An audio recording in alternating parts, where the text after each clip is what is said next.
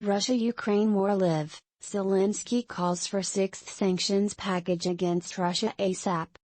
Russia-Ukraine war has entered day 97 with the EU announcing the ban on more than two-thirds of Moscow's oil imports as the conflict continues to stir a global response. A French journalist was killed in Ukraine's Luhansk, and Ukrainian President Volodymyr Zelensky said that Frederick Leclerc-Kimhoff was the 32nd media personnel who was killed in the Moscow-Kyiv war. Russian troops now control majority of the city of Severodonetsk, says Ukrainian official.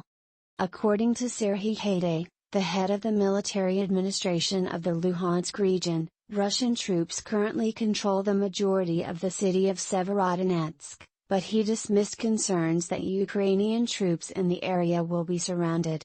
He said, "We are constantly communicating.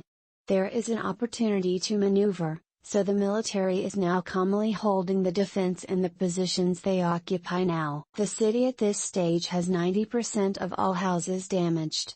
Of these, 60% are almost impossible to restore, and all the critical infrastructure is completely destroyed. The Russian intention, according to Haidai, was to encircle all of Ukrainian soldiers. If Russian forces take control of Severodonetsk, Lysychansk, a nearby city, will be the only large urban region in Luhansk that remains under Ukrainian control.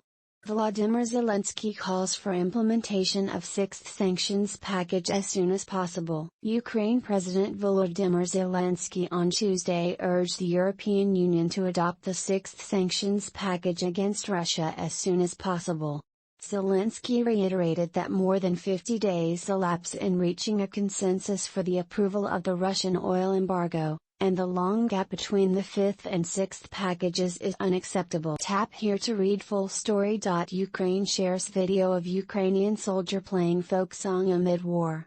Ukraine's foreign ministry shared a video of a Ukrainian soldier playing a folk song on the flute. Taking to Twitter, the ministry captioned the video, "Volodymyr Belistiev, Marine of the 503rd Battalion, creates a fighting mood with the hashtag Ukrainian folk song on the hill the reapers reap, sick." Slovakia joins international team to probe war crimes committed by Russia.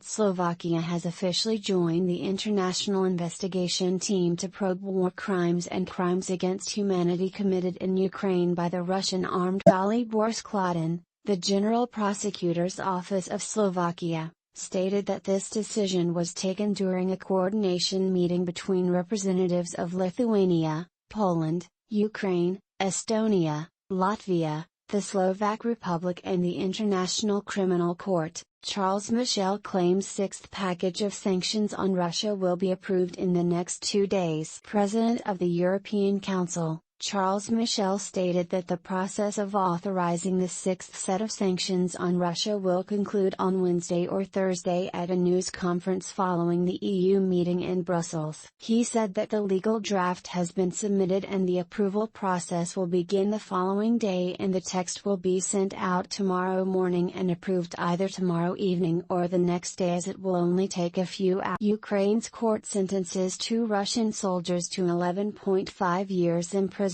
over war crimes. As the war rages unabated in Eastern Europe, a Ukrainian court sentenced 2 Russian soldiers to over 11 years imprisonment for committing war crimes in the Kharkiv region. According to a report by the Ukrainian Pravda, the accused have been identified as Alexander Babakin and Alexander Ivanov, who have been sent to jail for 11.5 years for shelling civilian areas of Kharkiv. It further stated that Russian soldiers were found guilty of violating the laws and customs of war, and the prosecutor's office had demanded 12 years in prison for violating the laws of war. In Ukraine, 15,000 war crimes have been committed, says Ukraine's prosecutor general. Since the beginning of the full-scale Russian invasion of Ukraine, the invaders have committed around 15,000 war crimes, Ukraine's Prosecutor General Irina Venediktova said during a news conference in The Hague with the attendance of Karim Khan, the prosecutor of the International Criminal Court, ICC, that in Ukraine, there are roughly 15,000 cases. Prosecutor Khan, for his part, stated that Ukraine is a country where crimes are committed and that the International Criminal Court, ICC, will investigate them. Ukraine's PM says objective of Russia's invasion of Ukraine was the elimination of Ukrainian state. The elimination of the Ukrainian state was one of the key objectives of Russia's full-scale invasion of Ukraine, but the enemy's intentions failed, as Prime Minister Denis Shmyhal said at a government meeting.